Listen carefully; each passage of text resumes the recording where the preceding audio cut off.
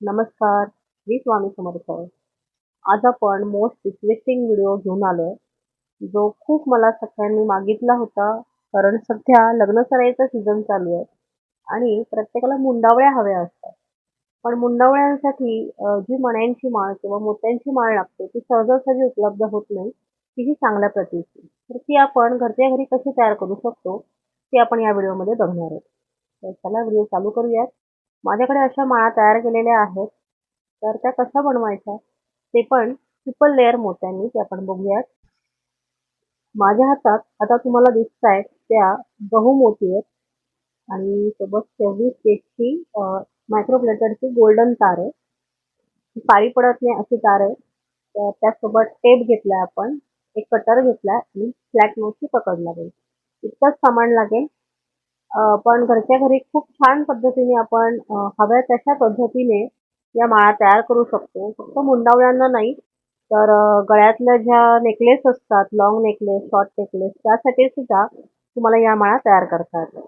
तर त्यासाठी थोडंसं माप आपल्याला घ्यावं लागतं. जर टेपने किंवा पट्टीने तुम्ही मापलं तर हे 1 इंचाला 1 लाईन कमी, म्हणजे 5 सेंटीमीटर कमी इतकं आपल्याला हे माप घ्यायचं असतं. आता हे गहू मोत्यांचं माप आहे. जर तुम्ही गोल मोती घेतले तर त्याप्रमाणे तुम्हाला तार कमी जास्त करावी लागेल. पहिल्यांदा एकाला करून बघा, की आपल्याला किती माप लागते. त्याच मापाने आपण बाकीच्या तारा कट करून घ्यायच्या आहेत. आता माझ्याकडे गहू मोती म्हणजे सगळ्यात मोठा असलेला मोती असतो हा. तो त्यासाठी आपण 1 इंचापेक्षा 5 सेंटीमीटर कमीची तार घेतली आहे. ती आपण कापून घेतली. आता त्याच्या एका बाजूला आपण मध्यभागी आपण तो मोती घेऊन गेलोय.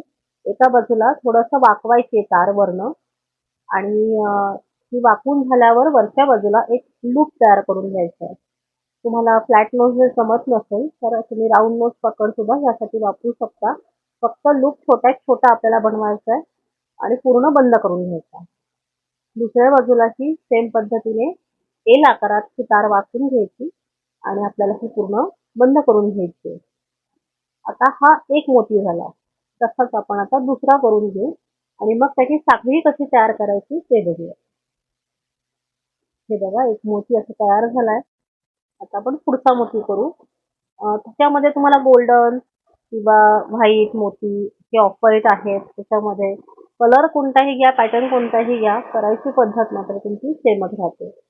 आता आपण दुसरा मोती घेतलाय.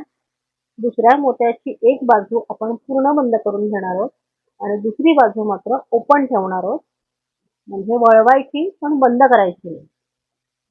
तर ही जी बंद न केलेली तार आहे ती आपण दुसऱ्या मोत्याला अटॅच करणार आहोत. अशा पद्धतीने आपण ह्याच्या साखळ्या तयार करत द्यायच्या आहेत. त्याच्यामध्ये कुठे चुकू शकतं, तर जेव्हा आपण हे बंद करतो किंवा आवळतो ती तार, तेव्हा कधी कधी लूज राहायची शक्यता असते. त्यामुळे ही आपली जी माळ आहे ती तुटू शकते किंवा जास्त वापराने निघू शकते. दुसरी गोष्ट, कधी कधी हा लूप जो आहे तो अगदी छोटा होतो. मग त्याच्यामध्ये या जेव्हा माळा सोडल्या जातात किंवा मुंडावळ्यासाठी जेव्हा खाली येतात, तेव्हा त्या फ्लो होत नाहीत, अडकल्यासारख्या दिसतात. तर ह्याला थोडीशी प्रॅक्टिस लागते आणि मग आपल्याला हे घरच्या घरी छानपैकी तयार करता येतं. आता मी तर 26 गेजची घेतली कारण ही थोडीशी कडक पण असते आणि थोडीशी वाकवताना पण छान येते. तुम्हाला त्याहून 24ची तुम्ही घेऊ शकता, 28ची घेऊ शकता. फक्त 30चे घेऊ नका, 30 अगदीच मऊ पडते आणि त्याचा छानपैकी आपल्याला लूक नाही तयार करता येत. तर अशा प्रकारच्या ह्या आपण माळा तयार करून घेतल्यात आणि आधीची माळेला मी आत्ताचे जे 2 मोत्यांची माळ आहे ती अटॅच करून घेतली. हे बघा, आधीच्या ह्याला आपण ओपन करून घेतलं आणि आत्ताची माळ ह्याला लावून परत तो लूप बंद केला. तर हा छोटासा व्हिडिओ कसा वाटला नक्की सांगा. असे छोटे छोटे ट्युटोरियल बघण्यासाठी प्रतिभा आर्ट्सला फॉलो करा, हाईप करा आणि कमेंट करा. धन्यवाद.